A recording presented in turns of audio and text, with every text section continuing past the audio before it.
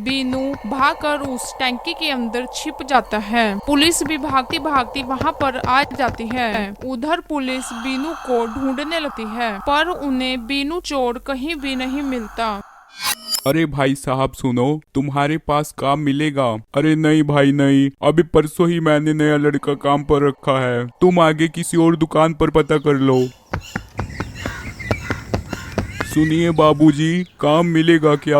अरे भाई नहीं, अभी हमारी दुकान पर किसी को रखने की जरूरत नहीं है। जब हमें दुकान पर जरूरत होगी तो हम बता देंगे। विक्रम को उस दुकान पर भी काम नहीं मिलता।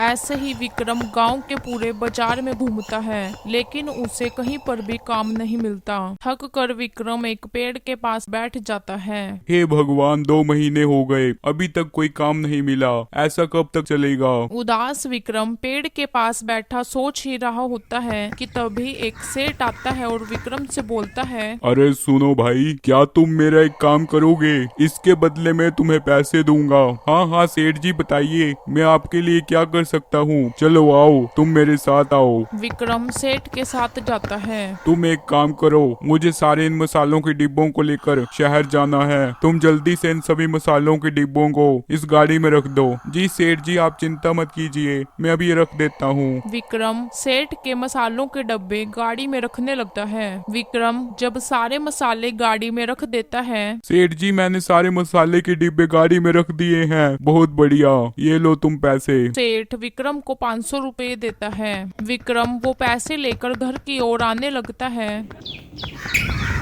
विक्रम जब आ रहा होता है तो उसे रास्ते में बहुत भीड़ दिखाई देती है। अरे भाई, यहाँ इतनी भीड़ क्यों है? अरे भाई साहब, यहाँ पर भंडारा हो रहा है, बहुत ही स्वादिष्ट है, एक बार खाकर देखो। विक्रम जो कल शाम का भूखा था, वह भी छोले पूरी लेने के लिए भंडारे वाली लाइन में लग जाता है। कई घंटे के बाद विक्रम को छोले पूरी मिल जाते हैं। छोले पूरी लेकर विक्रम एक पेड़ के पास बैठ जाता है। विक्रम जिस पेड़ के पास बैठकर छोले पूरी खाने लगता है, उस पेड़ के पास एक बूढ़े अंधे बाबा बैठे होते हैं। वो बाबा विक्रम से कहते हैं, अरे बेटा, कोई मुझ अंधे गरीब को भी खाना दे दो, 2 दिन से मैंने कुछ नहीं खाया। कोई है क्या यहाँ पर बेटा? अरे वाह, खुशबू तो बहुत अच्छी आ रही है। अगर मैं नहीं खाऊंगा तो कुछ नहीं होगा। मुझे ये थाली इस बूढ़े अंधे बेचारे बाबू को देनी चाहिए। लो बाबा, आप ये खाना खा लो। विक्रम छोले पूरी की प्लेट बूढ़े बाबा को दे देता है। बूढ़े बाबा छोले पूरी की सारी प्लेट खा जाते हैं। बेटा, तुमने मुझ अंधे बूढ़े को खाना दिया, इसके लिए तुम्हारा बहुत बहुत शुक्रिया। भगवान तुम्हारा भला करे। बेटा, तुम क्या काम करते हो? बाबा, अभी तो मैं काम ढूंढ रहा हूँ। बेटा, तुम पढ़े लिखे हो क्या? हाँ बाबा, मैंने MA की हुई है। बहुत बढ़िया बेटा। बेटा, मेरे पास तुम्हें देने के लिए कुछ है तो है नहीं, ये डायरी और पेन है, तुम ये रख लो। अरे बाबा, आपका बहुत बहुत शुक्रिया। विक्रम अब डायरी पेन लेकर घर जाता है। घर आकर विक्रम की पत्नी विक्रम से पूछती है, आज तो काम मिल गया है ना आपको? हाँ सीमा, काम तो मिल गया। ये तो बहुत खुशी की बात है। कहाँ काम मिला आपको और कितनी सैलरी है? काम तो सिर्फ आज आज का था सीमा। क्या मतलब आज आज का काम? 2 महीने बाद काम मिला आपको, वो भी सिर्फ एक दिन के लिए? वो तो एक सेठ की गाड़ी में मसालों के डिब्बों को रखना था,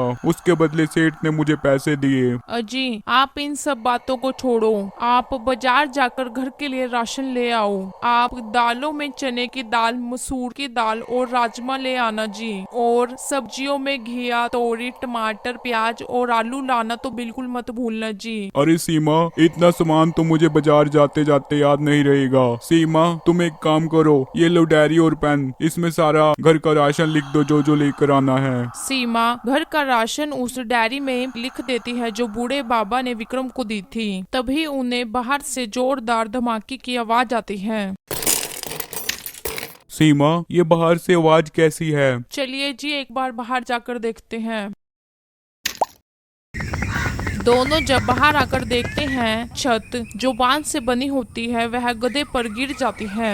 दोनों बांस की बनी छत को गधे के ऊपर से उठाने लगते हैं। दोनों गधे को सुरक्षित बाहर निकाल लेते हैं। भगवान का लाख लाख शुक्र है सीमा कि हमारे गधे बनू को कोई चोट नहीं लगी है। हाँ जी, हमारा बनू बिल्कुल ठीक है। मैंने आपको कितनी बार कहा था कि इस छत को ठीक करवा लीजिए, लेकिन आपने मेरी एक नहीं सुनी और आज देख लीजिए ये छत बनू के ऊपर गिर गई। वो तो शुक्र है बनू को कुछ नहीं हुआ, बनू बच गया। सीमा, अब जैसे ही मुझे कोई काम मिलेगा तो मैं पहले बनू गधे की बाड़े की छत ही ठीक करवाऊंगा। सीमा, बनू गधे को घर के पीछे बांध दो, मैं इतना बाजार से राशन लेकर आता हूँ। सीमा गधे को घर के पीछे बांधने के लिए लेकर जाती है और विक्रम सामान लेने के लिए बाजार जाता है। कुछ कदम चलने पर विक्रम को याद आता है कि वह डायरी घर पर भूल गया जिसमें सीमा ने घर का राशन लिखा था। अरे अरे अरे अरे, जिस डायरी में सीमा ने राशन लिखा था वह तो घर ही रह गई। अब मुझे याद भी नहीं है सीमा ने क्या क्या राशन मंगवाया था।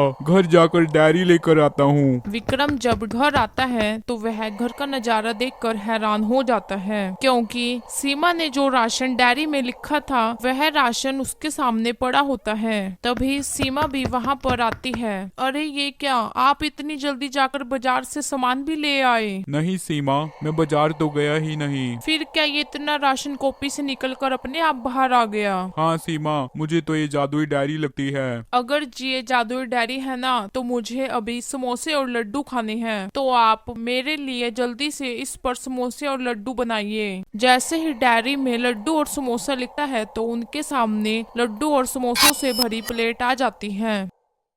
विक्रम डायरी में सोने के सिक्कों का घड़ा बनाता है। देखते ही देखते वह घड़ा उनके सामने आ जाता है। अरे देखा आपने, ये तो सचमुच एक जादुई डायरी है। हम इस जादुई डायरी की मदद से कोई काम शुरू कर सकते हैं। बात तो आप सही कह रहे हो, पर क्या काम शुरू करें सीमा? अजी आप ये डायरी मुझे दे दीजिए। सीमा विक्रम से डायरी लेकर उस पर एक सोने का हार बनाती है। देखते ही देखते सोने का हार डायरी से बाहर आ जाता है। अजी आपने देखा ये हार कितना सुंदर है? अरे हाँ, ये आइडिया अच्छा है। कैसा आइडिया जी? सीमा, क्यों ना हम इस डायरी से सोने चांदी के गहने सस्ते दामों में बनाकर बेचें? बात तो सही कह रहे हो आप।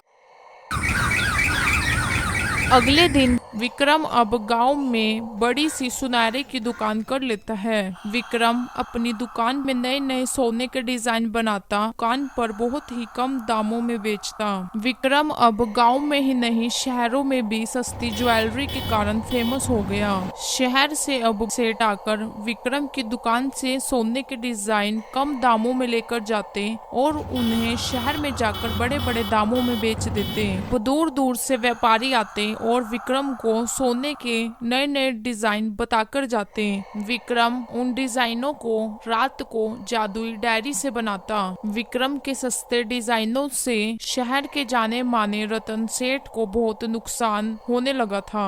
अब शहर के सभी व्यापारी विक्रम से ही सोने के डिजाइन बनवाते, जिससे रतन सेठ का काम ठप हो गया। छोटू, आखिर ये हमारे साथ हो क्या गया है? एक हफ्ते से हमारी दुकान पर कोई भी ग्राहक नहीं आया। पहले हमारी दुकान पर भीड़ लगी रहती थी। सोना चांदी के गहने बनाने के लिए नए नए ऑर्डर हर रोज आते थे, पर एक हफ्ते से एक भी ऑर्डर नहीं आया है और ना ही कोई ग्राहक आया है। यह सब क्या है? सेठ जी, ये सब कुछ विक्रम के कारण हो रहा है। कौन विक्रम छोटू? आखिर कौन है ये विक्रम जिसने मेरा सारा धंधा बंद कर दिया है? सेठ जी, पास के गाँव में ही विक्रम नाम के व्यक्ति रहता है जो कि सोने चांदी के गहने बहुत ही सस्ते दामों में बनाकर बेचता है। सेठ जी, जो व्यापारी आपके पास सोने चांदी के नए नए डिजाइन बनवाने आते थे, अब वह सभी विक्रम के पास जाते हैं क्योंकि वह उन व्यापारियों को सस्ते दामों में सोने व चांदी के गहने बनाकर देता है। सेठ जी, आप जो डिजाइन अपनी मशीन में कई दिनों में बनाते थे, सुना है वही वह विक्रम सेठ उन डिजाइनों को एक रात में ही बना लेता है। छोटू, ऐसा कौन सी जादुई मशीन है उसके पास? ये तो पता नहीं सेठ जी मुझे। अगर आप कहो तो मैं इस बात का भी पता लगवा सकता हूँ। नहीं नहीं छोटू, तू बस दुकान को संभाल। आज इस विक्रम सेठ से तो मैं मिलकर आता हूँ। रतन सेठ विक्रम के पास जाता है। अरे वाह, मानना पड़ेगा इस विक्रम सेठ को, तो इसके डिजाइन तो बहुत ही अद्भुत और सुंदर हैं। विक्रम सेठ, मैं शहर से आया हूँ, मुझे एक बहुत ही सुंदर और एक अद्भुत नए डिजाइन में सोने का हार चाहिए। तुम वह मुझे कितने दिनों में बना कर दोगे?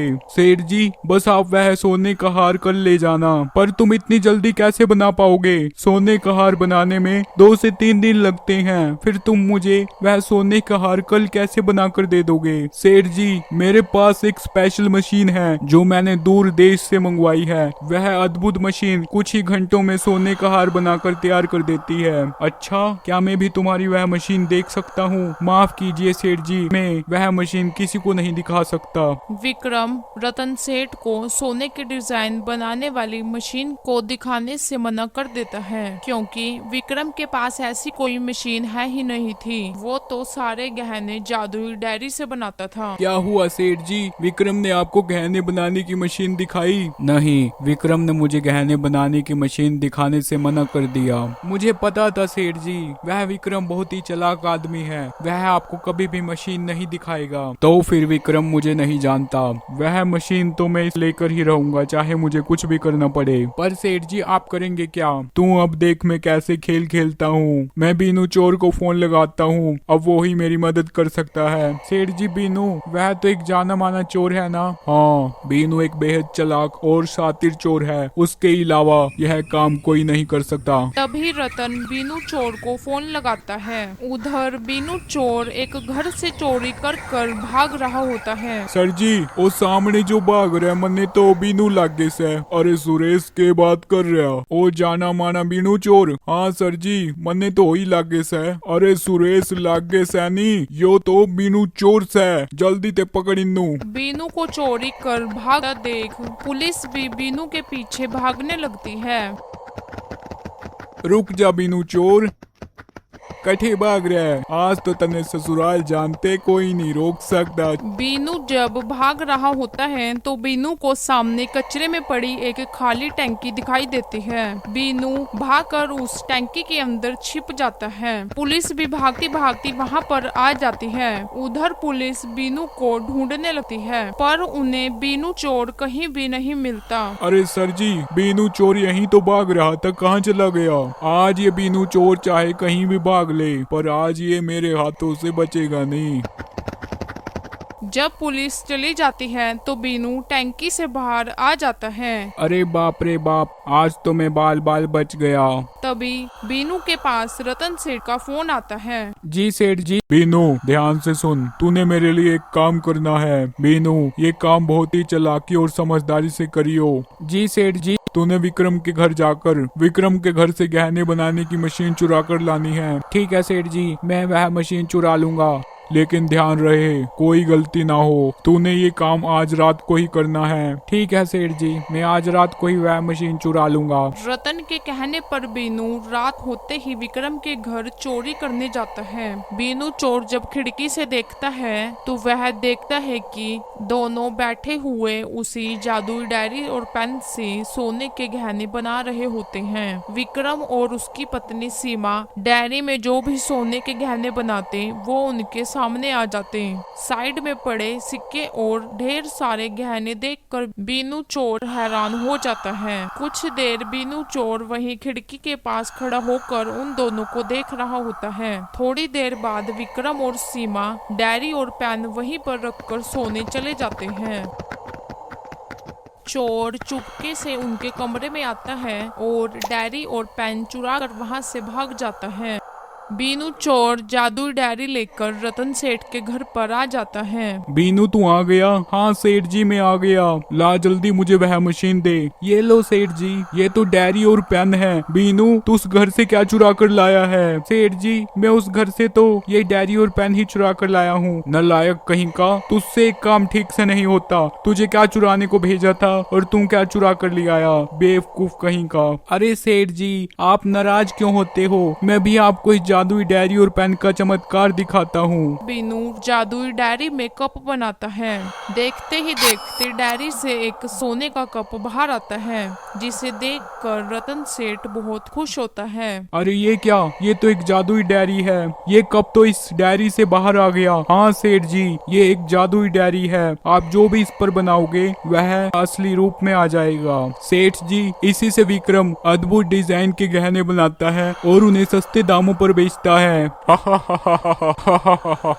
अब आएगा मजा। बीनू, ये तो बहुत अद्भुत डायरी है। अब देख कैसे मैं हर चीज को सोने की बनाता हूँ। अब तीनों मिलकर सारी रात जादुई पेन और डायरी से सोने का सामान बनाते हैं। वे तीनों सारी रात मिलकर सोने की कुर्सी, सोने का टेबल, सोने की अलमारी और सोने के बेड, यहाँ तक कि सोने के बर्तन भी बनाते हैं। वे तीनों सारी रात सोने का सामान बनाते बनाते थक जाते हैं और वहीं पर सो जाते हैं। सुबह जब रतन सेठ की पत्नी रीमा अपने बेटे पिंकू के साथ आती है तो वह इतना सारा सोने का सामान देखकर खुश हो जाती हैं। पिंकू के पापा, आप भी कमाल करते हो। मैं 2 दिन से मायके क्या चली गई, आपने तो पूरे घर को सोने के सामान से ही भर दिया। तभी पिंकू की नजर जादुई डायरी और पेन पर पड़ती है। अरे मम्मी देखो, ये डायरी कितनी प्यारी है। हाँ बेटा, ये सचमुच बहुत प्यारी डायरी है। मम्मी क्या ये डायरी में रख लूं? इसके पेज बहुत अच्छे हैं, ड्राइंग बनाने के लिए काम आएंगे। बेटा, मुझे तो ये तुम्हारे पापा की डायरी लगती है। हो सकता है इसमें उनका कोई हिसाब किताब लिखा हो।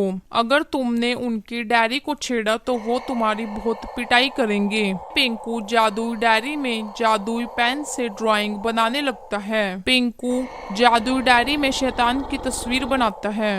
अरे मम्मी देखो, इस डायरी में मैंने कितनी अच्छी डेमोन शैतान की पेंटिंग बनाई है। तभी देखते ही देखते शैतान उस डायरी से बाहर आ जाता है। शैतान जोर जोर से चिल्लाने लगता है। शैतान की भयंकर आवाज सुनकर रतन सेठ भी जाग जाता है। अरे मम्मी मम्मी, अरे मम्मी मम्मी, ये शैतान तो बाहर आ गया, भागो। पिंकू बेटा, जल्दी यहाँ से भागो। अजी, आप भी यहाँ से जल्दी अपनी जान बचाकर भागो। बीनू चोर मौका पाकर वहाँ से भाग जाता है, लेकिन शैतान रतन सेठ और उसके नौकर को खा जाता है। उधर विक्रम बेखबर होता है। उसे नहीं पता होता कि उसकी जादुई डायरी और पेन चोरी हो गया है। विक्रम की दुकान पर वही अंधे बूढ़े बाबा आते हैं जिन्होंने विक्रम को जादुई डायरी और पेन दिया था। विक्रम बेटा, अरे बाबा आप। हाँ विक्रम बेटा, अरे बाबा आप इतने दिनों से कहाँ पर थे? बेटा तुम मुझको छोड़ो और अपने गांव की रक्षा करो। अब तुम्हारा गांव संकट में है। पर बाबा हुआ क्या है? सब ठीक तो है? बेटा कुछ ठीक नहीं है, तुम्हें अब अपने गांव को बचाना होगा। पर बाबा हुआ क्या है? बेटा जो मैंने तुम्हें डायरी दी थी ना। हाँ बाबा, वो डायरी तो मेरे पास ही है। नहीं बेटा, वो डायरी विक्रम सेठ ने चुरा ली है। अरे बाबा ये आप क्या कह रहे हैं? बेटा तुम बिना समय गवाए जल्दी से विक्रम सेठ के घर जाओ और डायरी में बने शैतान की मूर्ति को मिटा दो। पर बाबा कौन सा शैतान? बेटा वो सब तुम्हें वहाँ जाकर पता लग जाएगा।